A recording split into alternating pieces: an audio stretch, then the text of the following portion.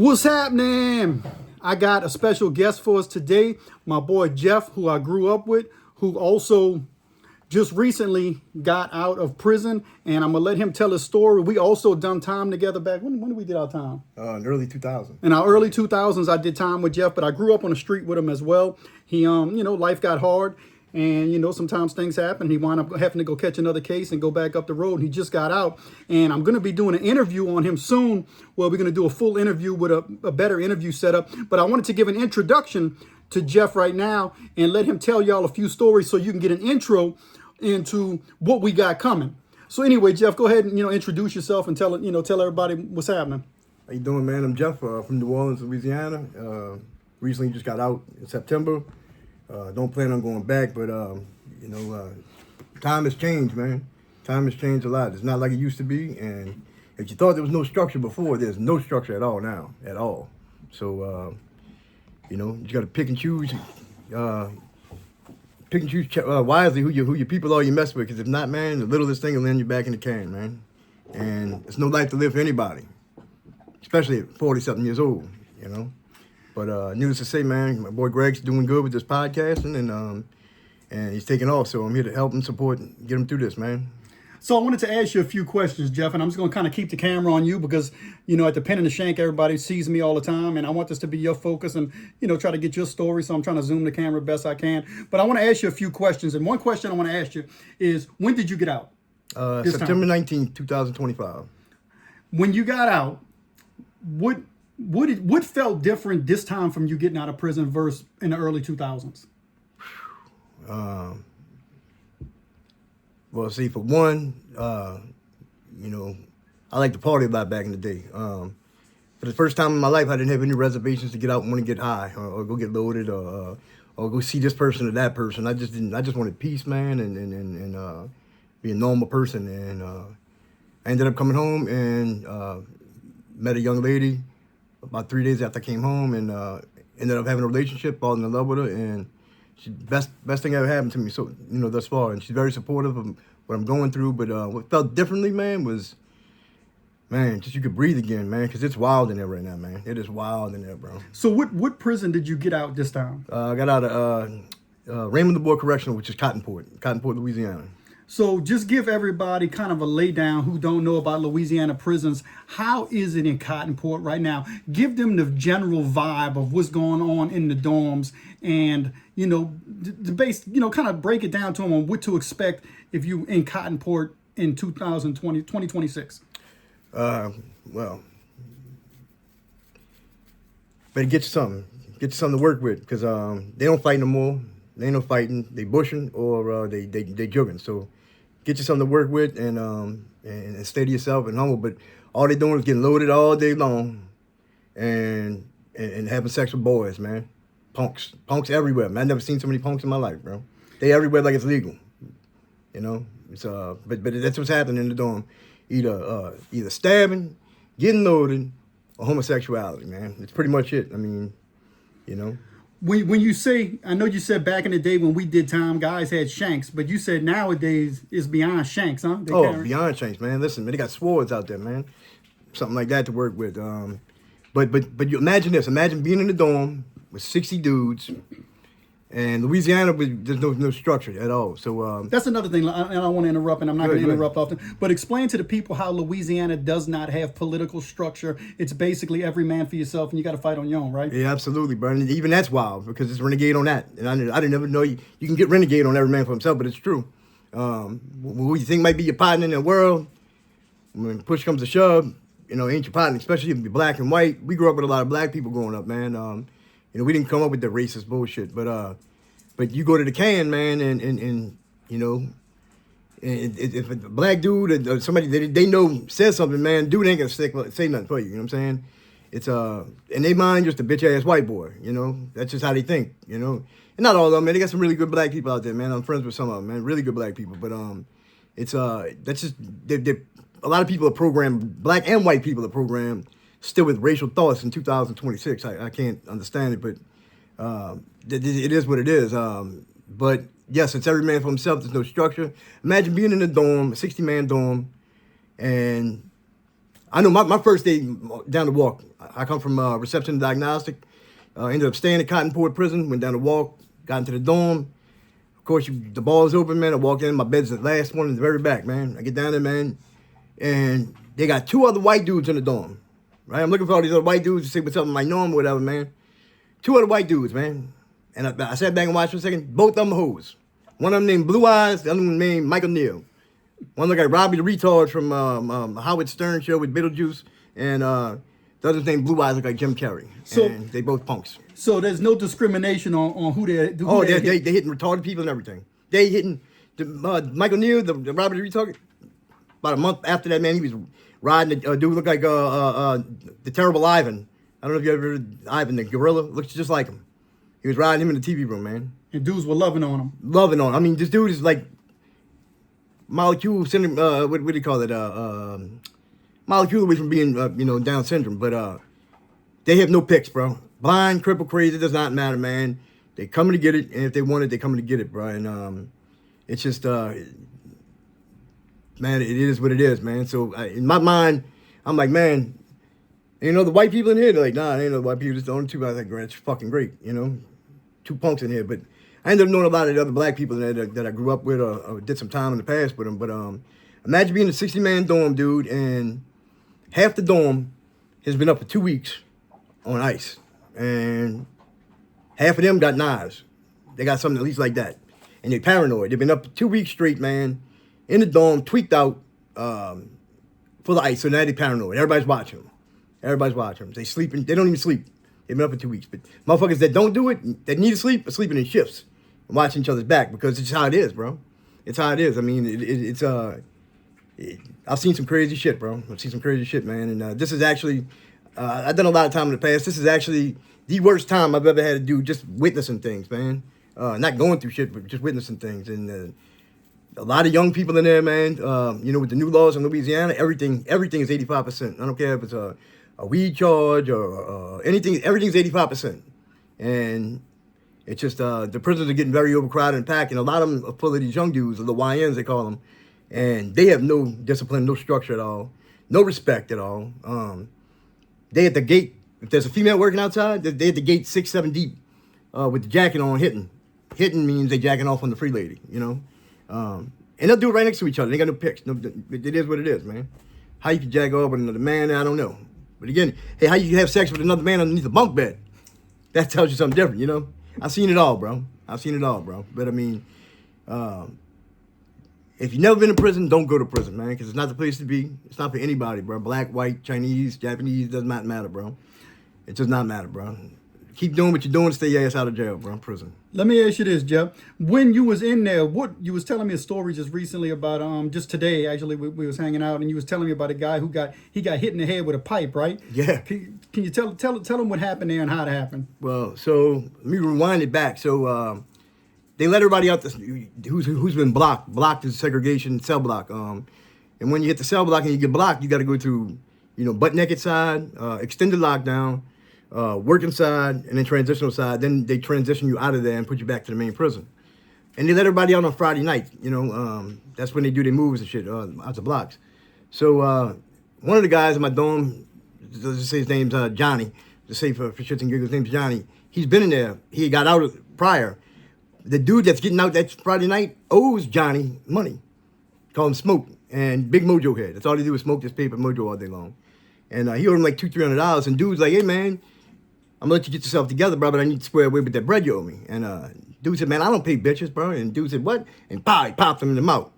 So dude was like, man, he felt some type of way. He didn't do nothing. So he knew he had to act on it because everybody seen the shit. So he waited that night. And when dude went to sleep, he went by his bed, bro, and he got the pipe out and he hit him in his head while he was asleep. Bop, bop.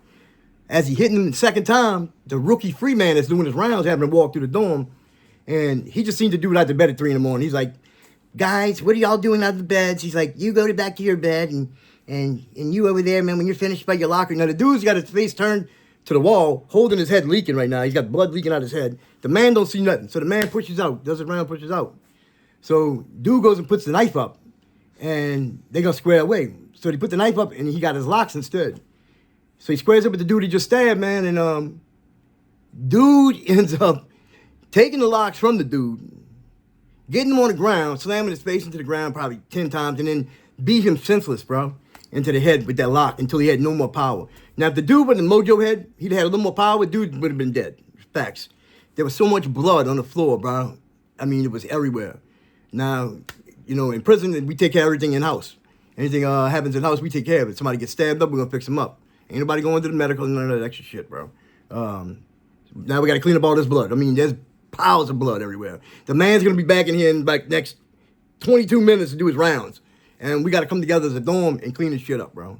And that's what we had to do. And sure enough, man, dude had a big chunk missing out of his head, bro. And you know, the people come the next day because somebody sent a kite that he had a knife, and they came searching for the knife, couldn't find it. Now, he had a little, the Muslim hat on that he had borrowed from somebody to hide the big gash out his head. And when they stripped him, they didn't even take that off. So if they'd have took that off, they'd have seen something. But luckily, he made it through, but nobody busted him. Everything was good after that. But yeah, man, I mean, it's a split of an eye. You don't just get stabbed for nothing in prison, man. If you're getting jugged up in prison or bushed or something like that, it's usually behind something, bro. Debt, gambling, tobacco, drugs. It's behind something, bro. It's behind something, man. It'll disrespect. Very, very seldomly, everybody pretty much respects people, bro, to a certain extent. But innocent people don't get jugged up, bro. Every blue moon it might happen. But if you're getting stabbed up, it's usually behind drugs or punk or gambling, you know? So let me ask you this. Let me ask you this so you can answer to the, you know, let the audience know and the viewers know. In Louisiana, if you white and you go to prison and you're going to make it, kind of give us a laydown. If you're a white person and you're going to prison in Louisiana for the first time, what does it take for a white person to make it without becoming a punk and still keeping his dignity intact? You gotta have heart, man. You gotta have heart. You gotta have heart and be ready. You don't have to know how to fight, bro. You know, listen, you don't have to know how to fight. I ain't the best fighter in the world. You just gotta know how to go. You gotta know how to go, man. And if you don't go that first time, they're gonna remember that. And it's a weakness, and they're gonna prey on that the whole rest of your time. 20 years from now, they're gonna remember that thing, man. Nobody got popped in the mouth, man. He ain't do nothing back in 93. They're gonna remember that. They got people that's what they do. They wake up and they watch and they strive, bro, and they look for any sign of weakness out of somebody, bro. That's all they got to do with themselves. They've been in that bitch 20, 30, 40, 60, 70 years. That's what they do. And they gossip, bro. So if you don't go that first time, it will stick with you, bro. And, you know, hey, after a while, bro, people going to stop, you know, coming at you because they know one thing. He might can't beat me, but he's going to go. And I'm going to have to tussle with him. And he might have something on him this time. He's going to hit me with it, you know. But, I mean, you got to have heart, man, and surround yourself with positive people, bro. Don't associate with people that look like child molesters or raper mans, you know? I got a friend of mine, I ain't gonna say his name out there, but he hangs around the oddest fucking people, bro, in prison. I'm like, man, I seen him my first joke. Yeah, I seen him. I was like, man, he's like, man, check out dude. He's like, man, dude hangs out with, watch these dudes he hangs out with, bro. I said, ain't no way, bro. I'm not my partner, bro. My partner's solid like a motherfucker, man. Ain't no way. Man, what? You should have seen the first dude I seen. This dude looked as a poster child for pedophilia. He's not, though. He looks like he should have been. And he looks like Marvin the Martian, okay? Guy was doing 20 flat for a burger. That's another story another time. But the next guy was a fucking baby raper. I mean, a raper man. He raped his children's mother, climbed inside the second-story window and put a gun to her head and made her eat him up. He hung up with another guy called the Ghostface Killer. This guy walked like a pigeon turned pterodactyl. I don't know what's wrong with him. He was fucked up. But the weirdest people he hung out with, bro. And dude's a solid dude, bro. It just fucked me up on it. But that's just his nature, bro. He's a friendly motherfucker, you know? So I'm saying if a white person goes in prison and he ain't willing to fight and he's friendly, what can happen to him? Oh, it's over with, bro. They're gonna take his shit. They might not take his ass because they got so many people giving ass up nowadays, bro. They ain't got to take it. But they don't rape anymore. They basically, they'll talk somebody out their ass. And they'll do it. They might be on the dude for a year or two. You know, that's my partner, but they hook up, eat dinner together. They smoke together. They chill out, hang out together the whole time. Dude's an old convict lusting on this dude, bro. And dude just thinks, that's my boy, man. He's my partner. But you just met him in here. The man been down 13 years, and he got another 16 summers to go. He's trying to fuck something, bro. So they try to maneuver their way and finesse people out their ass. But if you don't handle your business, they definitely coming for your store. They coming for the commissary, your locker. Any clothes belongings you got, they coming for that too. And I mean, basically anything you got coming in, they see, they want, they're gonna get. You know. So let me ask you this: nowadays, up that road in Louisiana, how much dope or the free people bringing in on a daily basis? Man, listen, bro. I ain't never seen nothing like it in my life, bro. The dope, see, nowadays, you know, you got the Cash App and all that shit. So back when we were doing time before, fuck, we still had to get money sent by money order. That's how you get your money on your books, money order. That was it. We wasn't going online and adding none of that shit now. The money order, it took like a week to get in there. So, and back then, if they had a little drug on the compound, you could buy it with some commissary. But I mean, you ain't getting much of it. Nowadays, it's everywhere. Everywhere. It's all Suboxone and Mojo. Paper Mojo and Suboxone. Mojo is K2, by the way. And they run and they chase behind that shit, man. I watched the guy make of a sheet, an 8x10 sheet of regular paper, man, cardstock.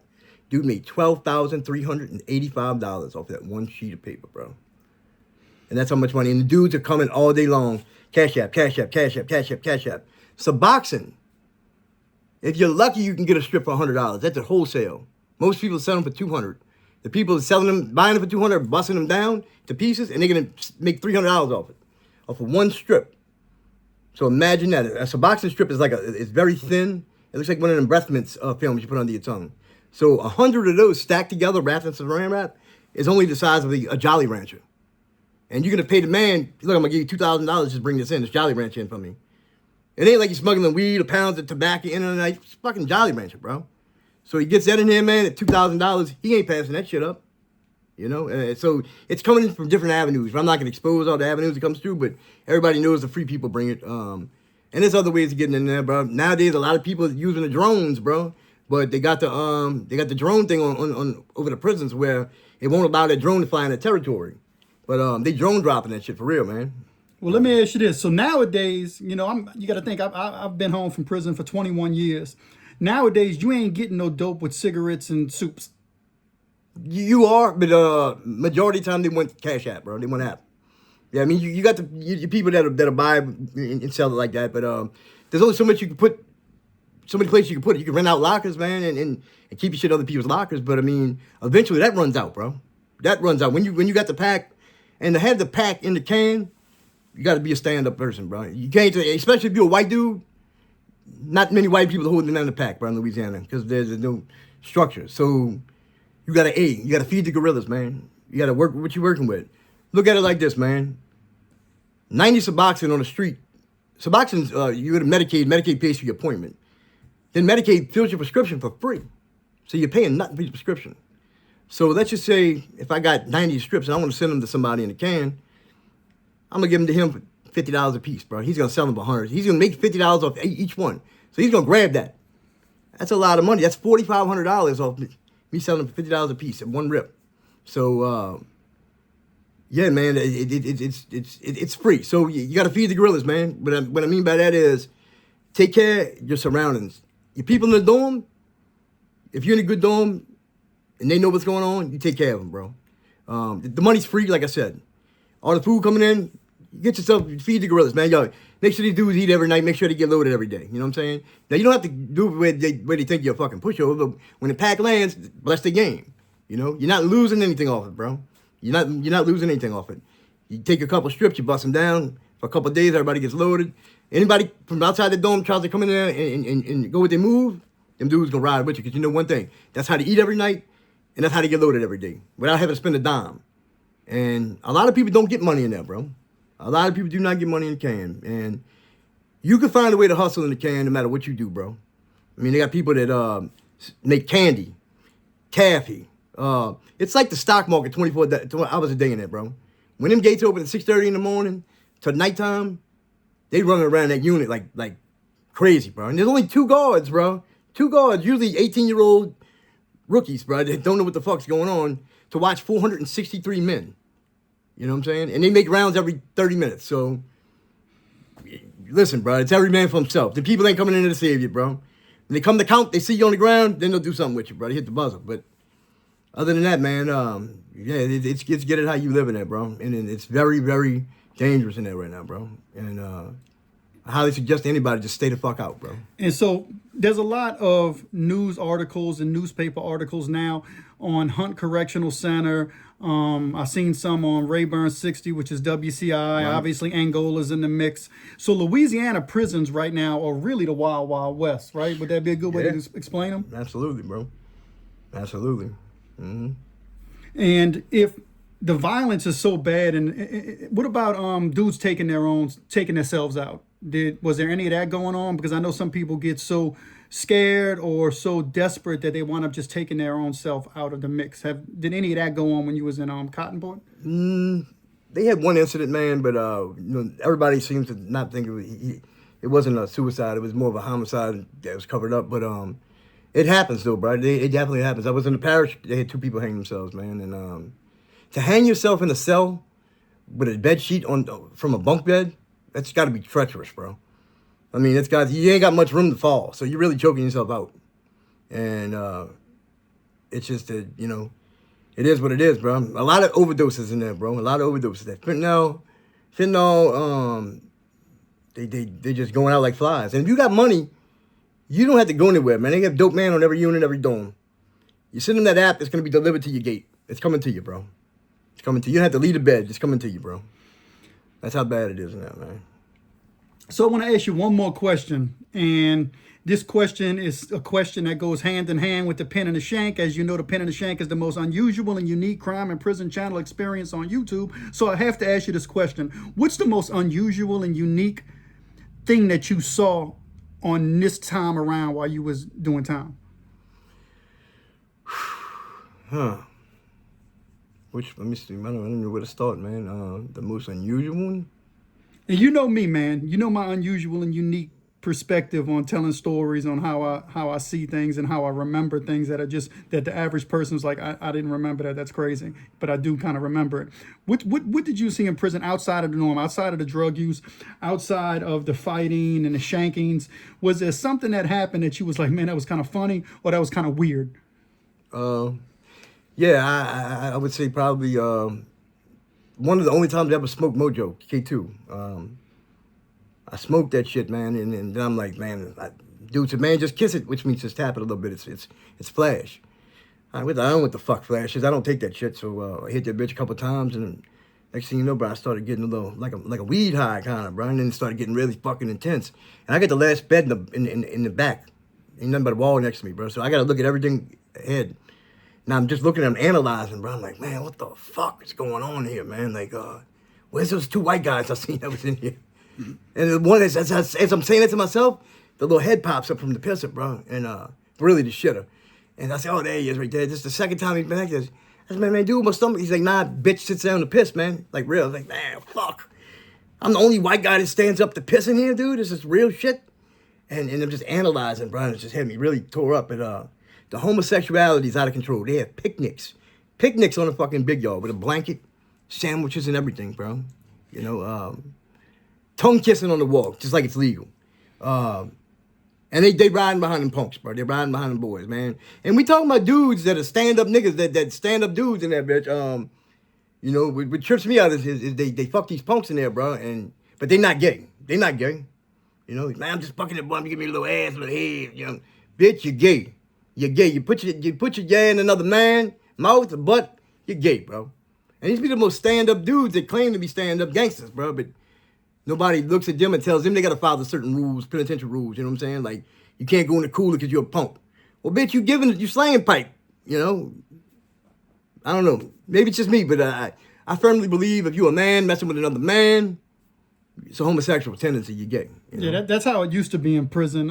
I got one more question. This will be the last one. Of course, we'll touch down and do a full interview. But is Baton Rouge in New Orleans still going at it in prison, or them dudes are kind of working together to keep things quiet in the dorm? So right now, everything's still at the knot's kind of been tied. But in Louisiana, brother, like I said, there's no political involvement really. They got your gangs in there, bro, but it's more renegade shit. You got a lot of gangs, a lot of people out of Shreveport up north, man. They bang up there. They bang up there hard. A lot of Crips and Blood, a lot of 5'9", rolling 60s, Hoopers.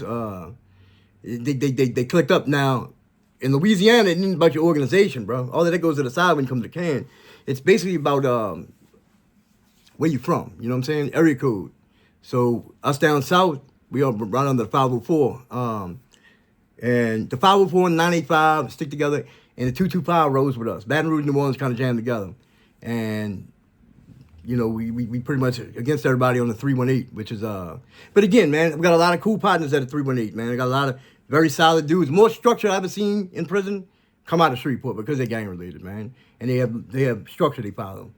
New Orleans, bro, listen, the wards ain't even sticking together, bro. You would be in the 7th ward that's fighting front of town, fighting with the back of town, fighting with the projects. You know, like, it used to be the 7th ward stuck together, the 9th ward stuck together. Nah, bro. This block fighting that block, it's slime ball. And these little dudes don't even know why they're shooting and killing people. They have no clue. They doing it for fun, bro. They doing it to see who has the most body count. It's a thrive to them. You know, and I asked them to do one day, I'm like, man, you talking about sling iron out there, bro. You know what I'm saying? Anybody can sling iron, bro. Anybody can pull the trigger, bro. That don't take nothing to do that, bro. But have you ever looked a man in his eyes while he's taking his last breath? Until you can do that, bro, you ain't a gangster, bro. I don't want to be a gangster, bro. I don't want, them days over with. I want to be a normal person again, bro. And you have to reprogram your mind when you get out, because I still have a lot of tendencies and ways where somebody, normal person, civilian, say something or do something, and my first instinct is my guard goes up, and I'm like, man, you trying to fucking play with me or something? And really, they're not. They have no idea what's going on, you know? It's just, you're so used to being on guard and on edge at all time. You think everybody's trying to play you or get over on you because you don't want it to happen, bro. And when you live such a certain way for so long, it becomes norm to you. There's nothing normal about watching people get jugged up. There's nothing normal about watching grown men sit down and take a piss. There's nothing normal about dudes standing at the gate 6 deep trying to jack off on a free lady. There's nothing normal about that, bro. But when you live in an environment so long, it becomes normal to you where you don't even blink an eye at it. When dude got his head bashed in, leaking everywhere and gets piped up in the egg, like, they're just having a knife fight. I mean, this is not normal for people to watch, bro. But it takes a while when you get out of here, a prison and back in the free world, to try to reprogram your mind. And it has to come from within. You got to want to do it, and you got to want to better yourself. Like I said earlier, man, this is the first time in my life ever coming home from prison where I didn't say, man, I can't wait to get out. I'm going to go get loaded, hang out with my partner, I'm going to do this. It's the first time in my life I didn't have any reservations to do any of that shit, because it comes at a point in time in your life where you're just sick and tired of being sick and tired, because it's a continuous spiral cycle to nowhere, bro. You do the same fucking things, bro. It's going to have the same result every time. For the past 40 years, it's had the same result. What the fuck makes you think it's going to happen this time where it's going to be a different result and be better? It's not going to happen, bro. So they call that insanity, doing the same thing, expecting different results, bro. And you got to have that within to want to change yourself and stay out of prison, man, and better your life. And hey, bro, everybody deserves to be loved. Find somebody to love them and love somebody else, man. If you got children out there, be a father. If you're a son, be a good son to your mother and father. Hey, a lot of us, I lost both my parents while I was incarcerated, a week apart. You know, my father was waiting on my mother's ashes to come down and have a service in New Orleans, caught COVID, never left the hospital, man. So little things like that you take for granted, man. I never got to see my parents buried because of my own stupidity, man. And it's something I got to live with the rest of my life. But I start by making a change and surround yourself with positive people, bro. That's the key thing in life. You are who you hang out with.